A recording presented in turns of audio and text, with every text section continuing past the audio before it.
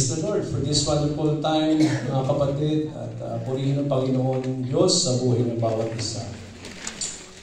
Ang ibabahagi ko po ay kagaya ng ibinahagi ko noong last Friday. Sabi nga natin, isang mensahe para sa Friday group at sa Sunday group. So if you are here last Friday, so you will be receiving again another portion of the blessing of the Word of the Lord.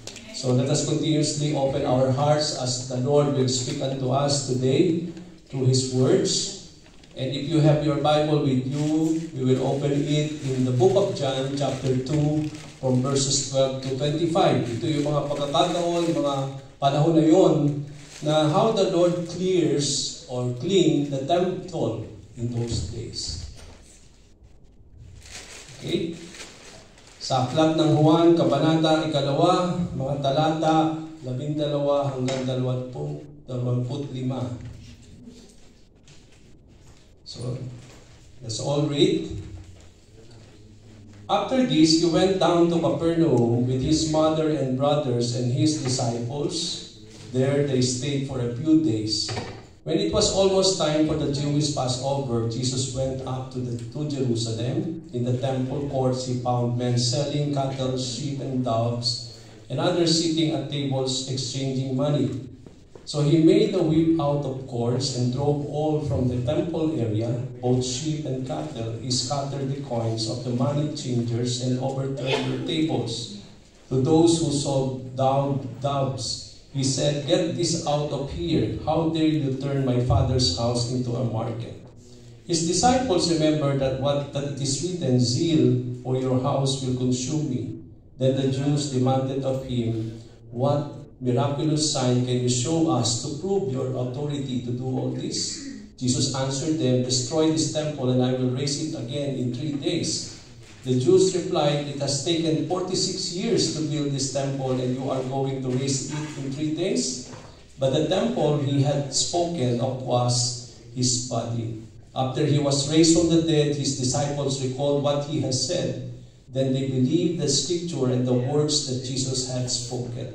Now, while he was in Jerusalem at the Passover feast, many people saw the miraculous signs he was doing and believed in his name. But Jesus would not entrust himself to them, for he knew all men. He did not need man's testimony about man, for he knew what was in a man. So tayo po'y manalangin, panandalian. Diyos Ama na dakila at tapat, kami po'y sama-samang lumalapit sa pangalan ni Jesus. Nagpapasalamat kami sa iyong mga salita na iyong winika sa aming kalagitnaan, Panginoon. Ama, sa aming pakikinig, sa aming paghimay-himay ng mga salita sa araw na ito. Ay lubos namin maintindihan ang mensahe mo para sa amin bilang iyong iglesia, bilang templo ng banal na Espiritu, O Diyos. Dalangin namin, Ama, na patuloy kang mangusap sa bawat isa sa amin, at ikaw lamang po, O Diyos, ang maitaas sa aming mga buhay, sa aming pakikinig ng iyong salita, O Lord God. Linisin mo po ang aming mga puso upang maging daluyan ng pagpapala ng iyong mga salita sa araw na ito, Lord. Pinupuri ka namin, Ama, pinasalamatan. Ito po ang aming dalangin sa pangalan ni Jesus. Amen. So, Jesus clears the temple courts. Okay? Now, bakit pa ang Panginoong Jesucristo during the time when He went to Jerusalem, and as He enters the temple, He clears everything during those times? For us to have a proper understanding, para magkaroon tayo ng proper understanding of this passage, mga kapatid, let us begin this. Kung ano po ba yung setting ng ating pong passage this afternoon. Alam natin, after the time when Jesus performed His first miracle of turning the water into wine, sabi doon, the Lord went down to Capernaum with His mother and brothers and His disciples. There they stayed for a few days. So bago nangyari ito po sa Jerusalem, pagkatapos po nung nag-perform si Jesus Christ ng una niyang miracle, and what is the first miracle of the Lord? When He turned the water into wine, di ba? Sa Cana in Galilee. So after He performed the first miracle at that time, pumunta sila sa Capernaum kasama ang kanyang inang si Maria at ibang kanyang mga kapatid, at ganun din ang kanyang mga disciples, at sila'y nanahan doon, and they stayed there for a few days. Okay? Now, one thing na dapat nating maintindihan mga kapatid kapag tayo po'y nag-aaral ng salita ng Panginoon is that yung mga lugar na binabanggit po sa Biblia. Ano ba ang Capernaum? Bakit ito ay napakahalaga sa buhay at ministeryo ng ating Panginoong Hesukristo? Napakagandang pag-aralan mga kapatid, pagbulay-bulayan itong lugar na ito para magkaroon tayo ng lubos na pagkakaintindi sa mga salita ng ating Panginoon. Now, Capernaum, kung titingnan natin at pag-aaralan natin yan mga kapatid, hindi mo makikita yung lugar na yan at hindi na mention po yan sa Old Testament writing. Kaya kung tayo ay babasa ng Old Testament, we will never find the place Capernaum in those days kasi ito po ay na-mention lang in the New Testament, especially in the Gospel account.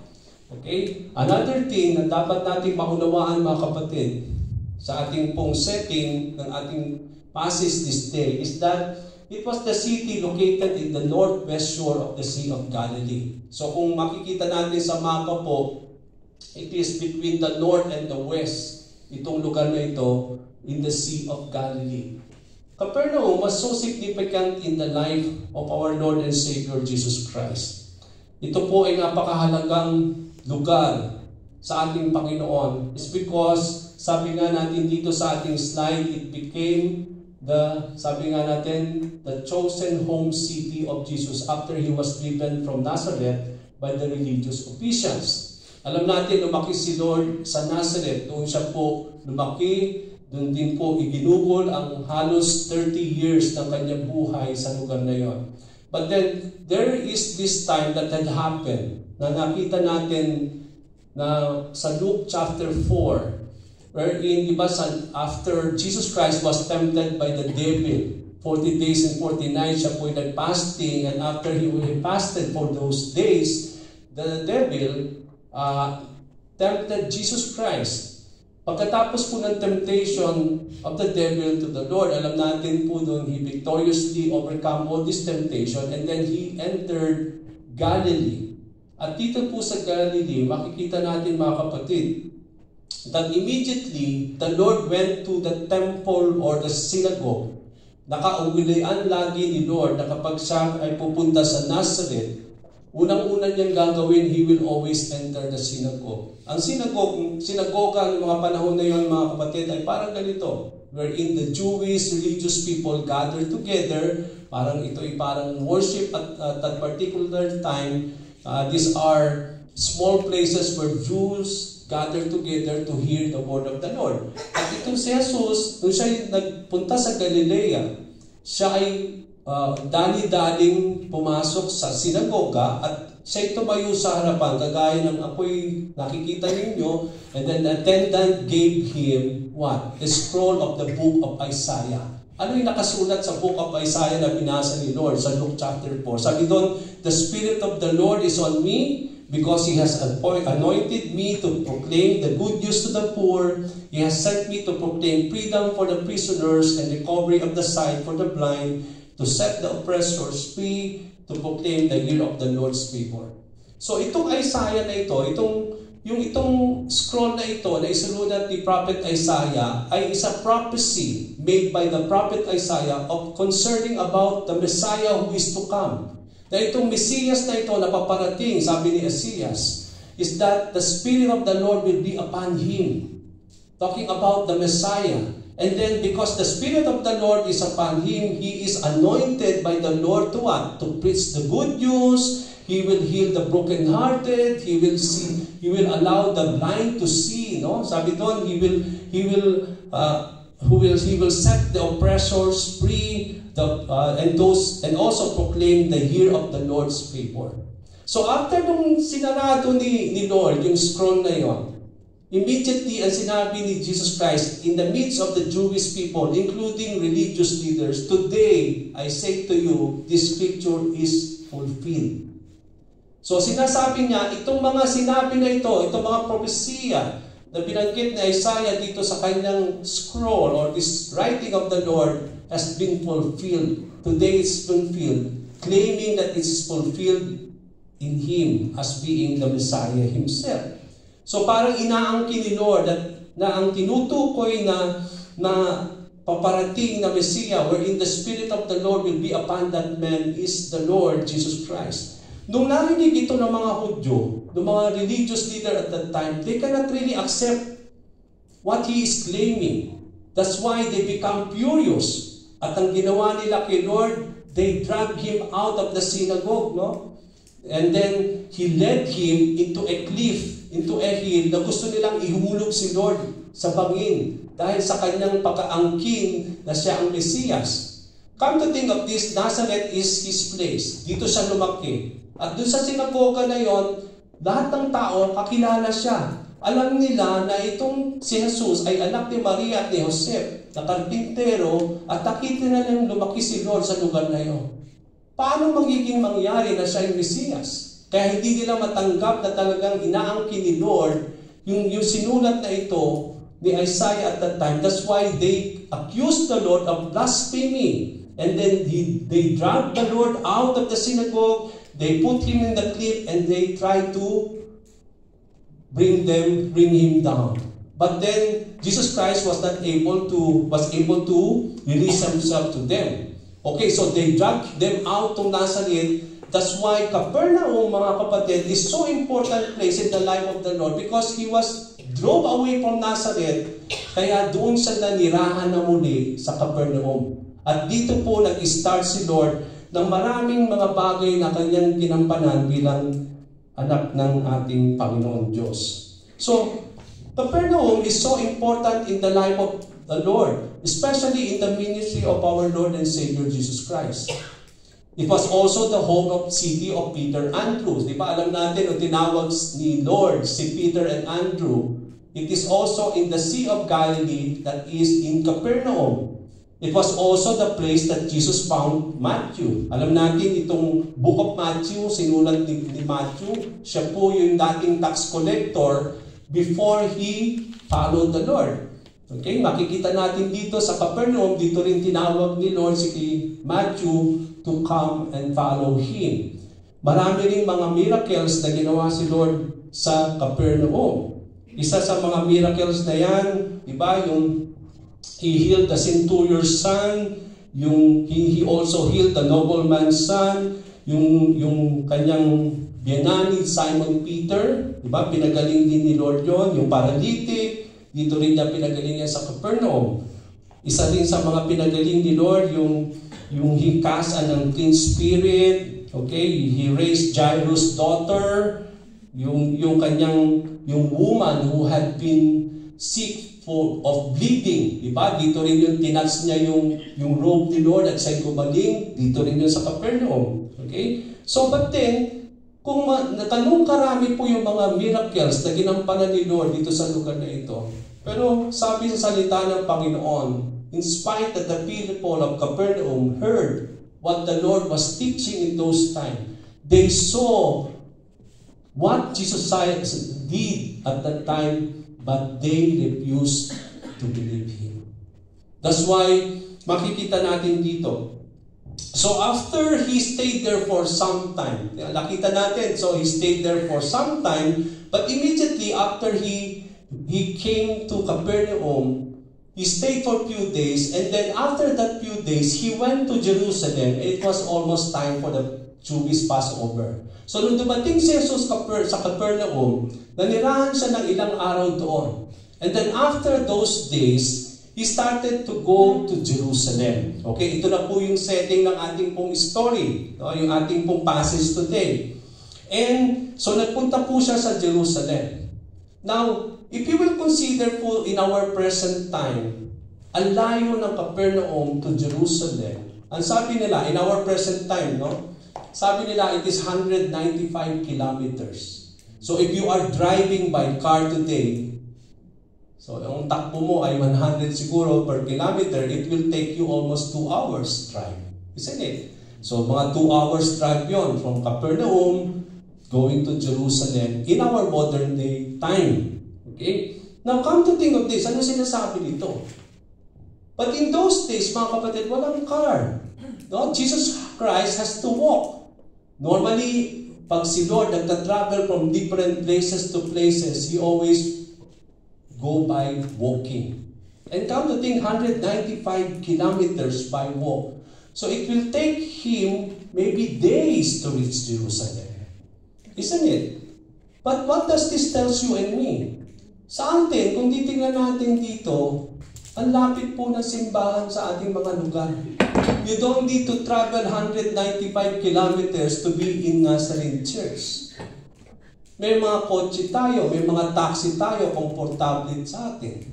But then, here comes Jesus Christ. He has to sacrifice just to be in the temple of the Lord. So it is, in our lives, the same thing. Mapalad pa nga tayo eh. It is so near, the church is so near to us. And that is why magiging kahiya-hiya po tayo bilang mga tagapagsalud ni Lord. Kung titingnan natin si Jesus, He has to travel so many by foot just to be in the temple of the Lord, and it will took Him almost days to reach that place just to be in the presence of the Lord. But how is it for us as believers in Christ? And that is something that we can see here. Now, another thing that we need to understand, so when Jesus Christ reached Jerusalem, so nung dumating na siya sa Jerusalem, He entered the temple. Ito na po yung nakita natin. At nung pumasok siya sa templo ng Diyos, nakita niya, natagpuan niya na may mga taong nagtitinda ng mga cattle, ng mga sheep, doves, and others sitting at the tables exchanging money. Jesus made a whip out of cords and drove all from the temple area, both sheep and cattle. He scattered the coins of the money exchangers and overturned their tables. Ano sinasabi dito? So pag pumasok si Jesus sa templo ng ating Panginoon, nakita niya na napakarami pong nagtitinda ng mga animals, ng mga hayop. Ito mga cattle, mga sheep and doves. At hindi lang po may mga nagtitinda ng mga hayop, but then nandun po yung mga table ng mga money exchangers. Okay? Now, when he saw that, he made a whip out of a cord. Okay? Gumawa siya ng whip. And then he started what? He started now to drive all the people away. Okay? He started to drive them away, even the animals. He scattered yung mga coins ng mga money exchangers, and then he overturned their tables. Okay, so he overturned the tables, and then he started to say to the people, "Get this out of here," sabi niya. "How dare you turn my father's house into a market?" Now, for me, kung ako ay pag-aaralan ko yung sinasabi ni Lord dito, wala akong makitang masama. No? My father's house into a market. Now, I put the word market into a bold with the red words. Bakit kailangan may market sa loob ng templo ng ating Panginoon? From the very words itself, we cannot really able to understand fully the reason why the Lord drove all from the temple by just considering the word market. Why the temple becomes a market? No, hindi natin siya lubos na maintindihan na ano bang ibig sabihin nun. But then, the market need is so necessarily in the temple is bakit? Kasi kailangan talaga na merong magtitinda ng mga cattle and sheep and doves kasi kailangan ng sacrifice. So it means to say, blessing itong market na ito kasi doon po magtitinda yung mga animals na kailangan sa pagsamba sa ating Panginoon. We are so blessed kasi today we don't need to bring animals. But in those days, hindi ka pumupunta sa templo na walang animal to be sacrificed. Dapat, kapag lalapit sila sa presensya ng Panginoon, kailangan nilang magdala ng animals to be slaughtered so that animals should be killed and then the blood is sprinkled for the sin of the person. Kaya para maging malinis ang isang tao, para sumamba sa Diyos sa templo, kailangan ng mga animal sacrifices. Kaya yung market na yun na nagtitinda ng mga sheep is a blessing to those people who come to worship the Lord. Okay? Now, yung money exchangers naman, mga kapatid, kung titingnan natin, blessing din yon. Bakit? Kasi yung mga panahon na yon, para ka pumasok sa templo, merong temple tax. At ang ibabayad mo doon, hindi pwede iba't ibang currency. Kaya yung JD ninyo, hindi yan tatanggapin. Kailangan ipalit mo ng Roman currency kasi nung mga panahon na yon, yun yung tinatanggap sa templo bilang tax.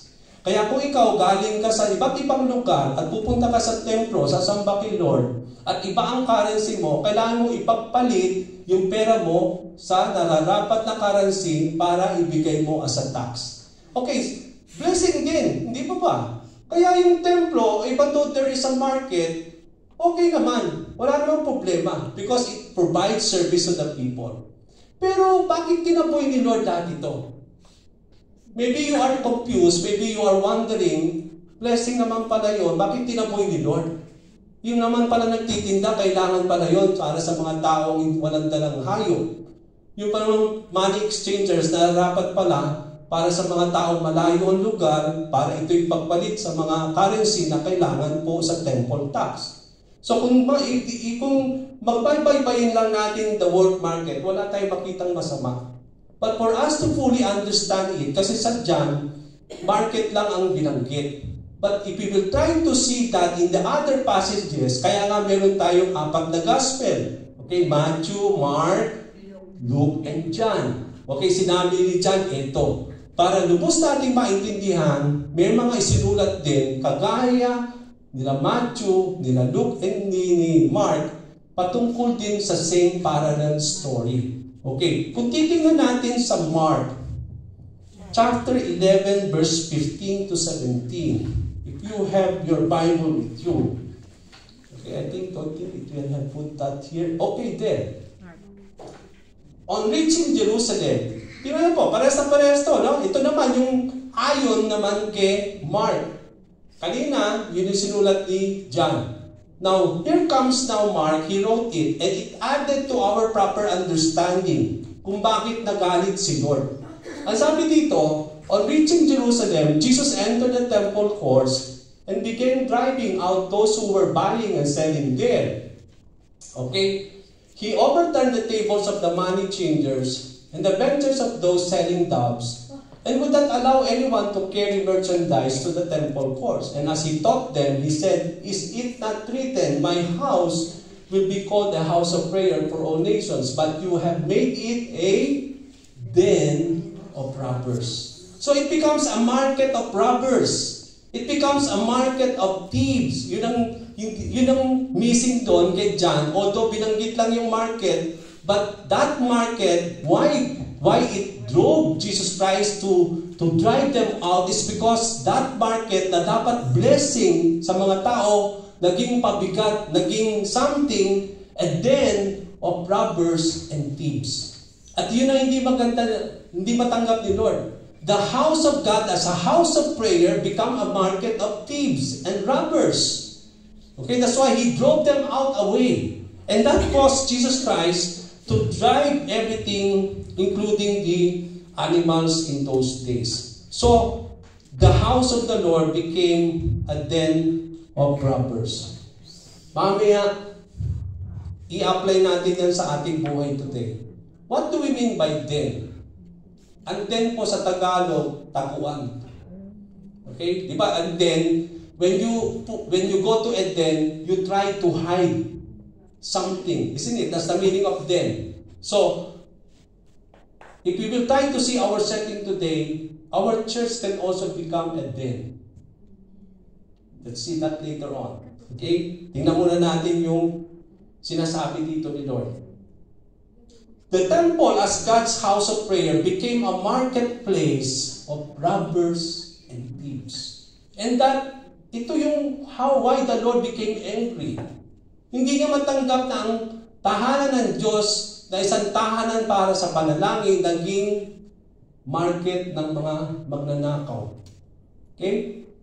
They robbed out of the house of God when they desecrate and made it unholy. Come to think, the church, the temple is so holy in the presence of God. It is where the presence of the Lord is. And then outside that temple, there is a market that full of robbers and thieves. Isn't it? It desecrate the temple. It make it unholy before our God. Kaya that caused Jesus Christ to overturn all these tables and everything, and he drove them away from the temple of the Lord. Now, why the house of God became a market of den of robbers and thieves? Ano bang nangyayari? Bakit it becomes a robbers of thieves and a den of robbers and thieves? Now, there are three significant festivals po, mga kapatid, for us to understand why people come to the temple. Not only in the ordinary day to worship the Lord, pero, di ba sabi natin kanina, that when Jesus Christ went to Jerusalem, it is almost a time of the feast of Passover. Okay, so yung setting na yon, nung in-overturn niya po yung lahat ng mga tables at saka yung mga, he drove everything away. It is a time of feast of Passover where people are going from different places, going to Jerusalem to celebrate this feast of Passover. At tatlong festival po ang necessary para ang lahat ng tao sumasamba kay Yahweh in those times who are worshiping God. They have to come to the temple to celebrate these three main festival. At itong tatlong festival na ito ay yung Feast of Passover, the Feast of Pentecost, and ang Feast of Tabernacles. Now, what is the Feast of Passover? Natatandaan ninyo, during the time of Egypt, ayaw pa alisin ni Pharaoh yung bayan ng Israel. And then nandun yung mga plagues, di ba? And then, ayaw pa rin ipalayain ni Pharaoh yung mga Israelita. And then, here comes now the Lord, that this is the final plague that the Lord will give to the Egyptian. And what is that? The passing of the angel of death. At that time, sinabi ni Lord, in-institute na ang lahat ng mga tahanan, Egyptian, Jewish home, kailangan nilang magkitil ng Passover lamb. Okay? At yung meat, kakainin nila na buong gabi, at ang dugo, ipapahid dun sa mga doorposts. Okay? Yung hamba ng kanilang mga tahanan sa labas, kailangan pahiran ng dugo nung ikinitil na tupa o hayop. And then at that time, the Lord said, the angel of the Lord, the angel of death will go all the homes. At kapag wala silang nakitang dugo doon sa hamba ng pinto, the firstborn, all the firstborn will die. Lahat ng mga panganay, hindi lang human being, kundi panganay na mga animal and everything, all the firstborn will die. Okay? Kaya nga Passover. And so it is a very memorable thing because nung namatay si Jesus bilang Lamb of God, bilang kordero ng Diyos, siya'y namatay ng Friday. And at that particular time, it is the Passover feast. Okay? So memorable po yung Passover. And we come to see here that the Passover Lamb, who is Jesus Christ, was killed and His blood has been shed. At yung blood na yun ni Lord na naglinis, na nakita sa ating puso, ang nagdulot sa atin ng kaligtasan. Kagaya ng mga panahon na yun na yung walang namatay sa tahanan na yun kapag nakita yung dugo. Ganun din naman sa atin. Kaya memorable sa atin po yung Passover, mga kapatid. At kapag tayo po nagse-celebrate ng Passover, ito po yung mahal na araw. Yun po yung Passover. Okay? Now, Pentecost, why it is so memorable to us and for those people in those days? Pentecost po, Pente means 50 days. 50 days for what? After Passover, magbibilang sila ng 50 days, and that is the Feast of Pentecost.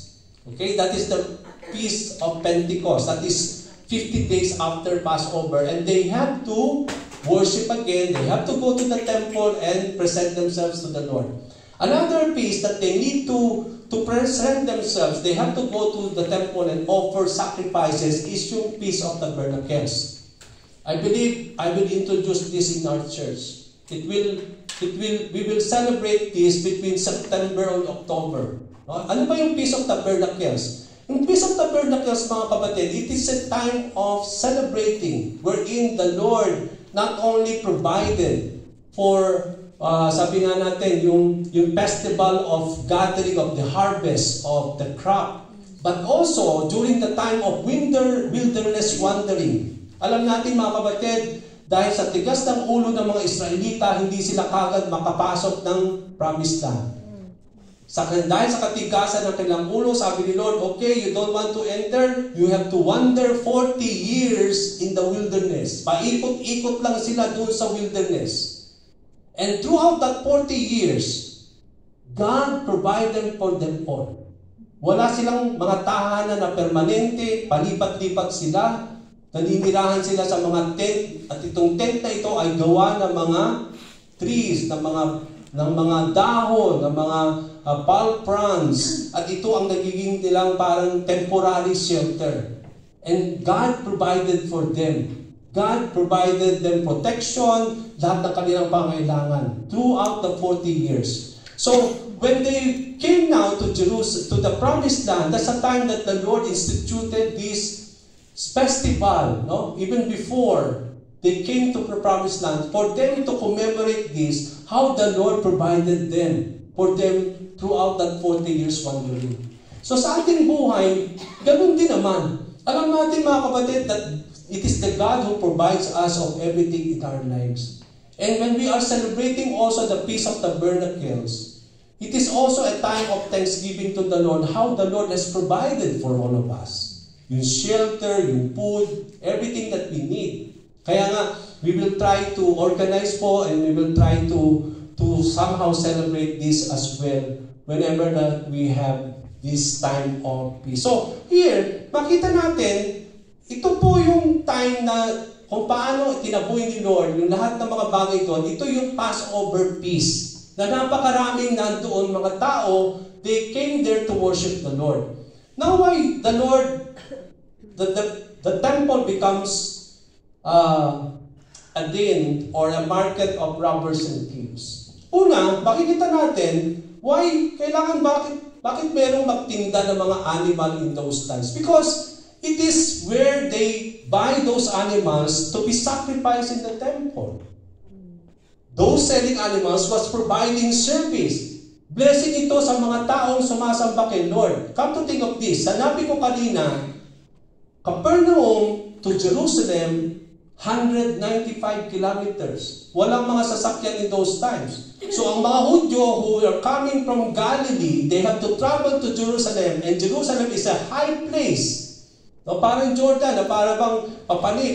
Okay, so they have to walk. Sometimes they have to ride the donkey or anything or camel, but it will still take them days before reaching Jerusalem, the temple. So kung ikaw wala kang donkey, maglalakad ka.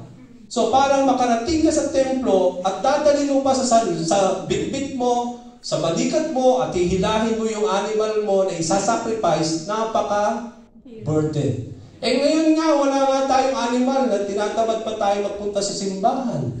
In those days, it is a sacrifice that they have to do. They have to bring an animal. They put it on their shoulder. And they travel very far just to be in the temple. Masaya sila sa ginagawa nila. Because worship is a sacrifice that we have to make. Hindi madali magpunta sa simbahan. I can relate that. Tama yun. Maraming hahatak sa iyo bago ka makapunta sa simbahan. Okay? But then you have to overcome them. Yun nga yung sacrifice eh. You have to sacrifice. Kaya nga sakripisyo yun. Kahit maraming humahatak sa iyo, you will see to it na pupunta pa rin ako. Amen. Because that is where I will meet my God. Amen. Tama yun. So for these people, ngayon, itong taong ito, when they come to the temple, maybe they have not brought their animal. So, paano ngayon? Wala akong animal. Doon na lang sa bibili. So, blessing din talaga yung market na yon. Okay? Blessing talaga yung marketplace. Kasi kung hindi ako nakapagdala, and may dahilan dahil hindi ka nakapagdala, blessing pa rin, hindi ka rin mawawalan pag-asa na makapasok sa templo kasi may mga animal na pwedeng bilhin doon. So, it's a blessing. Why money exchanger? Yun namang money exchangers, Sabi ko nga kanina, may Roman currency na yun lang ang tinatanggap sa templo. Kaya yung pera mo, kung kayo galing sa ibang lugar, iba ang currency ng pera mo, hindi yan tatanggapin. Ipapagpalit mo siya. So blessing din. Kasi hindi nga tatanggapin. So blessing siya talaga. Okay, now, why is it if these transactions were necessary, kung kailangan pala yun, then in what way that the temple as God's house of prayer becomes a market of thieves and den of robbers? Bakit naging den of robbers and thieves? The animal sellers, money exchangers were robbing and cheating.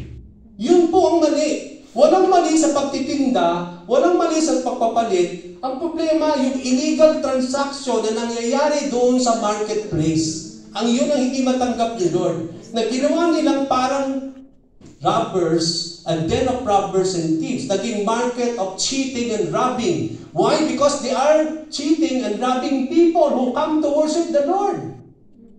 Was it? They do illegal business when they were charging them more than what is normal and what is required. Okay? For example, yung mga money exchangers, yung animal sellers were charging much more than the actual price of the animals to be sacrificed. Dahil alam nila, pista ito ng Passover, tataasan nila yung presyo dahil marami pupuntang tao. Okay? Mandadaya sila. Kung 10 JD dati, gagawin nilang 20 JD na ngayon yung animals. So they are cheating people. They are not true in dealing with the people. So they become robbers and thieves. Okay? Now what about yung mga money exchangers? Kung ang mga sellers of animals, tinataas nila yung presyo, yung mga money exchangers, binababa nila yung rate. Okay, kung ang 1 JD is equivalent to Roman currency, pero nasa 1:10 ng palitan, sa kanila gawin nilang 1:5 lang. Okay, so dandadaya sila. Okay, they bring down the rate. Okay, they are also cheating those who want to exchange their currency. Okay, so parang it becomes now a robbers. No? The illegal transactions in dealing with the people made them robbers and thieves, and they are desecrating. They are making the temple unholy before our God. And that explains itself. Bakit nagalit si Lord? And that's why tinaboy niya lahat ito. It's because it become a marketplace or a den of robbers and thieves. But there were much more than this. Akala ba natin yun lang bakit nagalit si Lord? Hindi lang yung nagtitinda. Hindi lang yung mga money exchangers. Pero kung titingnan ninyo, pati yung mga sumasamba na pumapasok sa templo ng Panginoon, they become also people who rob the Lord what is due to Him. Jesus, sinabi niya, when He said, my house or my Father's house will be a house of prayer, ginamit niya yun, nire-refer niya yun sa sinulat sa Isaiah 56 verses 4 to 7. Hindi ko na po nilagay yan sa ating text. Kung babasahin ninyo ang Isaiah 56, 4 to 7, inilarawan dito ni Isaiah kung ano ba talaga ang isang templo ng Panginoon and why it will become a house of prayer. And how it can be also a house of prayer of the Lord. Okay? Now, if we will try to put that into a clear view, God's house of prayer becomes a house of prayer when what? When people keeps the Sabbath. When people chooses what pleases the Lord. When people hold fast to God's covenant. When they bind themselves to serve God. When they continue to love the name of the Lord and worship Him. People offering sacrifices acceptable to the Lord. So what do we expect in the house of the Lord? Ito ang na-expect natin when it comes to the temple. It becomes a house of God wherein when the people will come in, they are people who keep the Sabbath of the Lord. When they come to the Lord in the temple, they are the people who always do what is pleasing to God. When they come to the temple, they are the people who hold fast to the covenant of God. When these people will go to the temple, it will become a house of prayer when they bind themselves to serve the Lord. Okay? When they go to the temple, it becomes a house of prayer when they continue to love the name of the Lord and worship Him. It becomes a house of prayer when they offer offerings and sacrifices acceptable to God. Okay? Now, i-reflect natin yung simbahan natin dito sa Isaiah. When we say that this is the house of the Lord, this is a house of worship, a house of prayer, what do the Lord expect for people to come here? God expects that we will also be people who always keep the Sabbath. We are also being looked upon the Lord that when we come here as a church, we know how we will always do what pleases the Lord. When we come here to worship the Lord, mga kapatid, it is where we always serve God. Okay? We love the name of the Lord. We offer offering sacrifices acceptable to the Lord. When we are not doing this, then we are robbing God what is due to Him. And we become what? We become cheaters and robbers also. That this church can also become a marketplace of robbing God and cheating God. If we are not true in our relationship with the Lord. Amen. Come to think, all of us come here and but we are not worshiping God. Come to think of here, we are coming here to worship the Lord but we are not giving the right tithes and offering to the Lord. Isn't it in the book of Malachi? When you don't give what is due to the Lord, you are robbing God of your tithes. When you don't give the Lord what is the worship that is due to His name, and you are worshiping Him less, then we are robbing God what is the kind of worship that is due to Him. So we are cheaters also. We become den of cheating, mga kapatid. And that's why we need to be careful also. Hindi sapat po na magpupunta lang tayo sa simbahan and that is okay. But when we come to the church, we be sure that we have prepared ourselves. Inaayos natin para makapasok tayo sa presensya ng Panginoon. Come to think of this, kalulugdan ba tayo ng Panginoon kung wala tayo ng lahat ng ito? No.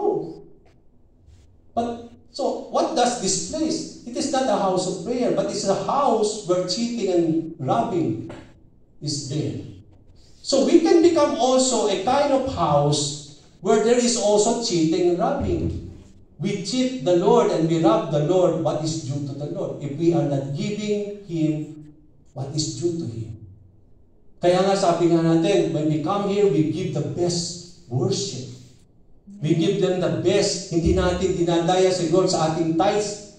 No, sabi nga dun kanina, I was having my devotion in the book of Deuteronomy 17 at sinabi doon, no, that we have to give to the Lord appropriately in proportion to what the Lord has blessed you. So kung bines ka ni Lord, bines ka talaga ni Lord, proportionally to that blessing, yun din yung ibibigay mo sa Kanya. Amen. Nung Friday, kumakanta sila during the tithes and love offering. Diba? Sabi nung, diba kumakanta kayo? Siksik. Diba? Balik, siksik, liglig, maapaw. Ano sinasabi mo? Binabalik mo kay Lord, siksik, liglig din at umaapaw. Binebless ka ni Lord, siksik, liglig, umaapaw. Ngayon, binabalik mo rin. Yun ang sinasabi ng kanta, di ba? Sinapahayag din nyo. Now, yung ilalagay mo ba yung pera mo? Yung ba, umaapaw ba yun? Mga kapatid, siksik, liglig, umaapaw. Binabalik. Sabi doon. Kung hindi binabalik, siksik, liglig, then yung offering mo, you are robbing God. Isn't it?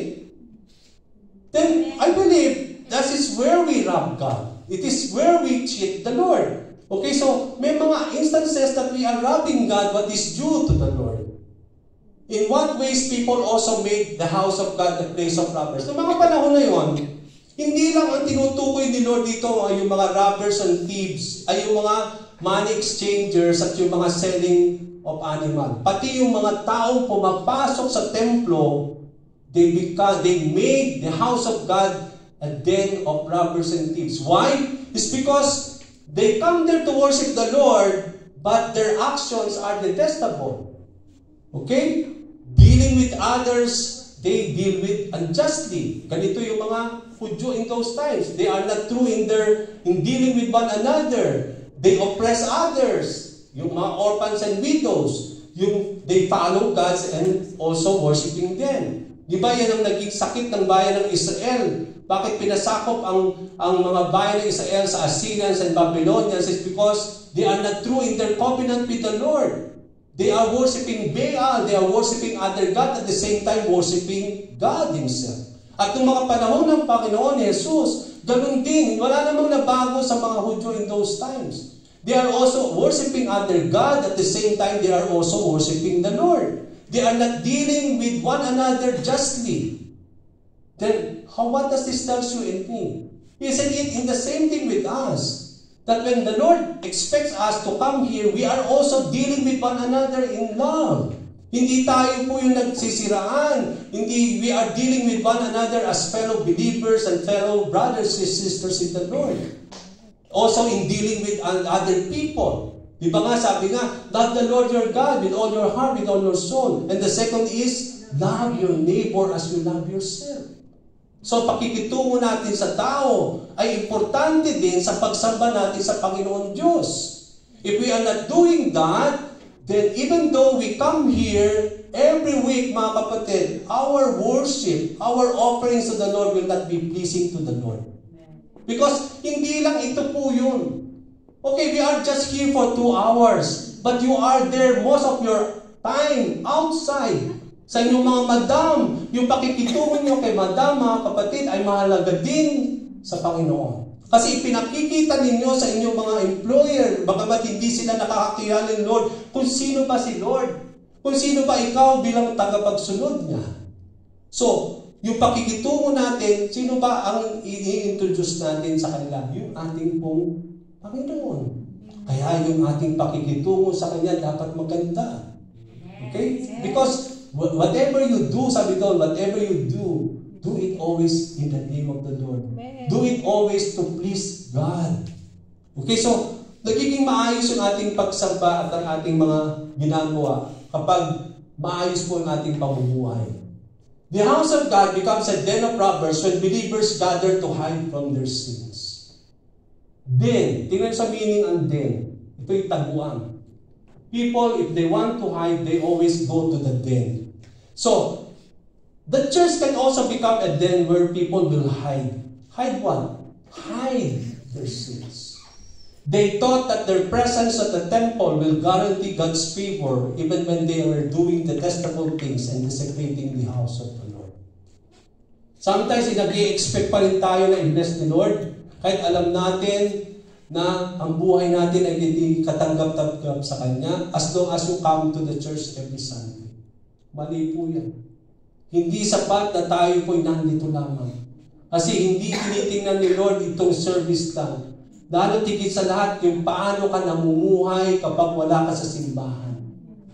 Yun po yun. Kasi ang simbahan po, hindi itong building. Bawat isa sa inyo ay ang simbahan ng Diyos. You are the temple of the Holy Spirit. So this place become a church kapag nandito tayo. Pag walang tao ito, hindi ito ang simbahan. Ang simbahan, saan kayo nandoon? Yung tahanan niyo become a church. Your employer's house become a church kasi kayo'y nandoon. Okay? So, ano may ibig sabihin ito? Hindi sapat na nandito lang tayo, mga kapatid. Most of the time, wala tayo dito. Nandun tayo sa ating mga lugar, sa mga bagay na ginagawa natin. Dala-dala natin ang templo sa ating katawan bilang templo ng Espiritu ng Diyos. So lahat ng mga bagay dapat na ginagawa natin ay something that will worship the Lord. Something that will always please God. Kasi tayo ang templo ng banal na Espiritu, mga kapatid. Kaya mahalaga ang pamumuhay natin sa pagsamba natin sa ating Panginoon Diyos. Hindi natapos ang worship natin kapag natapos po ito mamaya. Bawat minuto ng ating buhay is a way of worshiping God. That because every time is a time of worship. That's why lahat ng gagawin mo, you will do it to please the Lord as a way of worshiping God. At yun po yung tunay na pagsamba sa ating Panginoong Diyos. His disciples, nung tinataboy ni Lord yung mga tao at he overturned the tables, naalala ng mga disciples ni Lord, yung isinulat sa Proverb or sa Psalm 69. Ano ba yung Psalm 69? Ito po yung makikita natin sa Psalm 69. Hindi ko na po nilagay yan dyan sa ating pong passage. Sa Psalm 69 verse 9, ang sabi doon, zeal for your house will consume me. Ano ang magkukonsume sa atin kapag nandun tayo sa templo, sa tahanan ni Lord? Yung zeal natin. Yung zealousness. Yun ang magkukonsume sa atin. It means to say, when we are in the house of the Lord, there is always zeal. Ano ang zeal? Ano bang meaning ng zeal? Ang zeal po, it requires what? It requires zealousness in the house of the Lord. One who is zealous for God recognizes the personal cause of following the Lord, but remain faithful in all of those things. Now you will be always faithful. Zealousness means to be filled with haste, to be filled with earnestness, to be diligent in everything that we do. So kapag tayo po ay merong zealousness sa ating buhay, you will be fervent, you will be diligent, you will be faithful in everything that you do for the Lord. It means to say, yan dapat ang tataglayin natin kapag tayo po ay sumasamba sa ating Panginoon Diyos. Kaya naalala ng mga disipulo that He remembered them what is written. Kung bakit, that explains why the Lord drew everything away and He overturned all those tables. Because zealousness is so much required in the hands of the Lord. And that should consume each and every one of us. What does this tell us about God's house of prayer? If we will put that in our time today, this means that the church as God's house, church, tayo, posible pala na tayo as a church of the Lord can also become a market of thieves and den of robbers. In what way? When we rob God, what is due to Him. Kapag nagpupunta tayo bilang tahanan ng Diyos, kapag hindi ibinibigay sa Panginoon ang nararapat para sa Kanya, kapag nandito tayo, then we are robbing God. That's why it is a challenge for you and me. That for us to come here every Sunday, we see to it that whatever we will give, yung worship, yung service, yung tithes, yung lahat ng ibibigay, sabi nga doon, offer your bodies as living sacrifices. Hindi na tayo nag-o-offer ng animals. Ang ino-offer ninyo sa tahanan ng Panginoon ay what? Ang mga katawan ninyo. Dapat hindi masakitin, malusog. Dahil yun na po ang ino-offer natin. Noong mga panahon na yun, hindi tatanggapin ni Lord ang animal na sakitin, na may mga galis. Hindi katanggap ni Lord. Di ba sabi sa New Testament, when you offer to the Lord without blameless, ang mga animals malalakas, malulusog. Now, when you offer your bodies as sacrifices, dapat holy and acceptable to the Lord. Sabi sa Romans chapter 2. Diba? Now, if you are not offering your bodies holy and acceptable, then you are robbing God. You are cheating God when it comes to your offering. Okay? When we are not true in dealing with God and with one another. Kung hindi tayo totoo sa pakikitungo sa Diyos, sa ating relasyon sa Panginoong Jesucristo, then we are robbing Him. When in one another, we are fellow believers in the Lord. Bawat isa sa atin ay makakapatid sa pananampalataya. Hindi tayo nagsisiraan. Hindi po tayo gumagawa ng mga bagay isang sisira ng bawat isa, kundi sa ikabubuti ng bawat isa. To edify one another. Okay? Yun po yung na-expect ni Lord. At kapag hindi nangyayari ito, paano magiging church tayo kung bawat isa sa atin nagsisiraan tayo dito sa lugar na ito? How come the Lord will please in the way we do in here? When we are filled with hypocrisy, then po, kaya nagtatago sila doon is because they are trying to hide something. When we come here, we expose our sins before our God. Kaya hindi tayo lalabas sa dinto na yan kung meron pa rin karga-karga na nagpapahirap sa atin.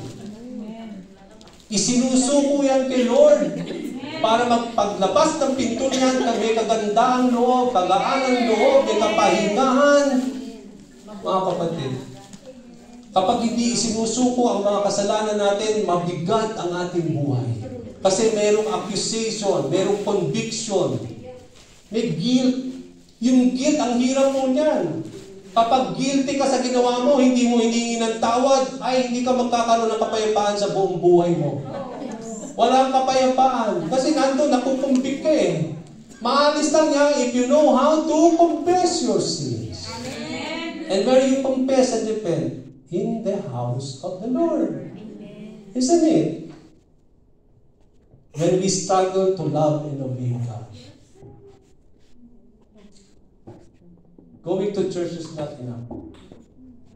You have to fill yourself with so many things, mga kapatid. Huwag niyong sabihin na kayo pupunta ka sa simbahan is just for something else. You are meeting God more than anyone else here in this place. So when you come here, you see to it that your life is worthy to worship the Lord.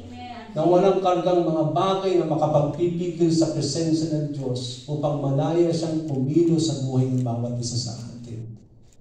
Kaya sometimes, mga kapatid, tayo ang dapat sisihin. Kasi maraming beses sabihin natin, parang hindi ako nag-bless kanina. E paano ka mag-bless? Hindi karga ka.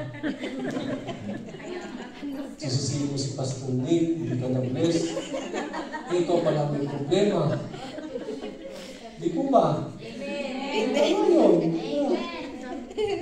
Hindi nga, na-bless tayo, may karga ka, hindi mo sinuko. E lalabas ka talaga, hindi mag-bless. Pero kung isinuko mo, bless na bless. Okay. Nung nakita yan, ang sabi ng mga Hudyo, okay ba, anong karapatan mong gawin yan? Bakit mo in-overturn, bakit mo tinaboy lahat yan? Anong karapatan mo? Give us a sign of your authority to do that. Humingi sila ng sign. Nagbigay pa si Lord, although nagbigay siya ng sign, but it is a sign that talks about His death and resurrection. Ngayon ang sinasabi natin dito. In our lives, do you always ask God for a sign for you to believe? No. That is what faith is all about. Yung mga Hudyo, yung mga religious leaders in those times, bago sila maniwala, kailangan merong makita. Kaya they always ask God a sign for them to believe. Nung si Jesus ay nakapako sa krus ng Kalbaryo, naghihirap, ano sinasabi ng mga scribes, ng mga Pariseo?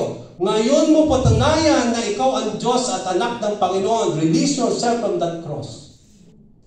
Hindi mahirap gawin yun kay Lord. Sandali lang niya pwedeng gawin yun. Siya ang Diyos. Pwede siyang makawala doon ng isang iglap lamang. Pero gagawin ba yun ni Lord? Hindi. Yun nga yung susi ng kaligtasan eh. He will not do that just to please these religious leaders? No. He will not do that. Do you think even the Lord will put Himself out of that cross, the people will believe? No. Ang dami na ngang miraculous sign na nakita nila eh. Hindi pa rin sila naniwala. Kahit makita nila si Lord, bumaba doon sa krus ng Kalbaryo, hindi pa rin sila maniniwala. So, the Lord will not put Himself out of there. That's the only way for people to be saved. And that is the mission that why He came here on earth. To save us from our sins. So in our lives, we don't need always sign. Lord, bigyan mo nga ako ng sign. No, we don't do that. This is where your faith is so important. Because, yun nga yung faith. Diba sabi sa 11, Hebrews 11, verse 1, faith is all that cannot be seen, but even though you don't see it, you continue to believe in it. Nakikita mo ba ang Diyos? Hindi mo naman nakikita. Okay? Alam mo ba na talagang tatamasahin mo lahat ng pangako niya? Wala. Okay, sinabi yun sa salita ng Panginoon. But time will come that you will all inherit what the Bible promised. So it means to say you have to take it with faith. Yung kaya yung faith natin, kailangan nandun yung nag-ooperate in every areas, in all at all times. Kasi kapag nawala yung faith natin sa isang iglap man, magkakaroon tayo ng mga doubts at alinlangan sa ating mga puso sa mga bagay na nangyayari sa atin. And that is what faith is all about. You have to believe no matter what what your problem will say you, whatever the things around you will say unto you, you will always believe what the Lord says unto us. That is what faith is all about. Jesus answered, and this is the sign that they gave them. Destroy this temple, and in 3 days I will raise it up. Sabi ng mga Hudyo, it took 46 years to build this temple, and then you will just raise it for 3 days? He's not referring to the physical temple. He's referring the temple to His body. Destroy this body, and I will raise it up 3 days. Saan nangyari yan? Saan napulpil yan? Nung namatay si Jesus at siya'y nabuhay na muli sa ikatlong araw. Yun ang palatandaan na may authority siya para gawin ng lahat ng yan. Because He is God Himself who took the form of being in flesh. That He is indeed the Son of God. Mga kapatid, as I end, what does this tell you and me? You are no longer foreigners and strangers, but fellow citizens in God's people and also members of His household, built on the foundation of the apostles and prophets. If Christ Jesus Himself is a chief cornerstone, in Him the whole building is joined together and rises to become a holy temple in the Lord. In the temple, meron po sa isang structure, meron pong cornerstone. Ano yung cornerstone? Sa mga structure, sa mga building ng mga panahon nyo. Yun yung parang pinaka-pundasyon. Alisin natin yung cornerstone, babag sa lahat yung structure. So dito, hinalintulad ni Paul, ang isang simbahan na ang pundasyon ay si Jesus. At ang bawat isa sa atin ay parang living stones being built up by the Lord as a holy temple to the Lord. And that explains why you and me are temple of the Holy Spirit. Bawat isa sa atin nananahan ng banal na Espiritu ng Diyos. Kaya we become a temple to the Lord. And that is why, how important it is, mga kapatid, that we need to be serious in our lives as a church, as a temple of the Holy Spirit, and how we deal with ourselves. Kung ang katawan na ito ang templo ng Diyos, dapat kaaya-aya ito in all the things that we do. Kasi kung hindi, then we can become, this body now can become also a den of hiding our sins. Then where we are cheating and robbing God also, who is residing in us. Kaya nga po, when He was raised from the dead, naalala ng mga disipulo yung sinabi ni Lord na, destroy this temple, and 3 days I will raise it up. Hindi nila maunawaan. Ano ba sinasabi ni Lord? Pero nang namatay si Jesus sa krus ng Kalbaryo, siya'y nabuhay na muli. Naalala ng mga disipulo niya yung sinasabi niya dito, that destroy this temple and I will raise it up in 3 days. And then, nung na-recall nila itong sinabi ni Lord, what does this leads the disciples? And sabi doon sa verse 22, they believe the scripture and the very words of the Lord Jesus Christ. Lalo silang nanampalataya nung naalala nila itong salita nito ni Lord. Nung nangyari nga, yung sign na yon, nung namatay si Jesus at siya nabuhay na muli sa ikatlong araw. While He was in the Jerusalem, the Passover feast, many people that saw the signs He was performing and believed in His name. But Jesus would not entrust Himself to them, for He knew all people. Tingnan niyo po ito as I end. Nung nakita nila yung himala ni Lord, many people believe. Pero sabi dito, bandang huli, this is where I am. But Jesus would not entrust Himself to them. Why? Because He knew all people. He knew what was in each person. Gusto ni Lord, ibigay niya ng buong buo sa atin ang lahat-lahat. Patungkol sa Kanya, patungkol sa Diyos. Pero, anong sinasabi nito? He is not able to entrust unto us everything because we are not ready to receive all.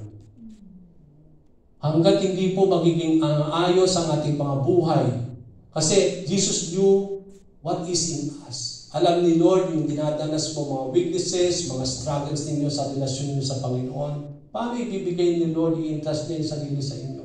Kung kayo mismo, kung saan dadaloy at mananahan ang kanyang banal na presensya ay hindi magiging kaayaya upang tanggapin ang lahat ng iyon. So we are missing a lot. We are not being given by the Lord and entrust to us everything by the Lord because we are not yet ready to be entrusted with all of these things. And that explains, mga kapatid, as I am, na dapat ayusin natin ang ating mga buhay bilang templo ng ating Panginoon. At ang lahat ng ating gagawin bilang templo ng Panginoon ay magbibigay kaluguran na hindi po natin nirarap o sinichit si Lord sa mga bagay na gusto niya mangyari sa ating buhay bilang kanyang iglesia, bilang tahanan ng ating Panginoon. Tayo po tumayong lahat at tayo po yung magwakas sa panalangin. Diyos Ama na dakila at tapat, Panginoon, we just want to offer unto you this time our worship and our praise. Forgive us, O Lord, even as we repent of all our sins, O God, of those times, Lord, that we are cheating you and robbing you and not giving you what is due to your name, Lord. Father, help us, Lord, that we are able to offer unto you fully our whole heart in worshiping you, Father, in giving praise unto you, Lord, and giving back to you what is due to your name, Father. Lord, may you not allow this church to become a den of robbers and thieves, but we will become true in our dealing with you, Father, true in our dealing with one another as fellow believers in Christ. May your blessings be upon us, O Lord God. Forgive us, O Lord God, of all the things that is in our lives, O Lord God. Even as we repent of all these things, Lord, we surrender everything at your feet, Lord. Ano man po yung mga bagay na hindi pa namin na isusuko sa iyo, isinusuko namin sa iyong paanan, Ama. At nawa, Panginoon, patawarin mo kami, O Lord, may be able to find mercy and grace unto you, Lord. And help this church, O Lord, to become a house of the Lord, a house of prayer. Thank you, Father, for this wonderful day. And we continuously honor you and we give you praise. Itaas po natin ang ating mga kamay and let us receive the blessing of our God. Now the God of hope fill you with all joy and peace in believing that you may abound in hope through the power of the Holy Ghost. Grace and peace be multiplied unto you to the knowledge of God and of Jesus our Lord, and unto Him that is able to keep you from falling and to present you faultless before the presence of His glory with exceeding joy. To the only wise God, our Savior, be glory, majesty, dominion, and power, both now and ever. In the name of the Father, of the Son, and of the Holy Spirit, our service is ended. May you go in peace with the love of our God, and God bless us all. Amen.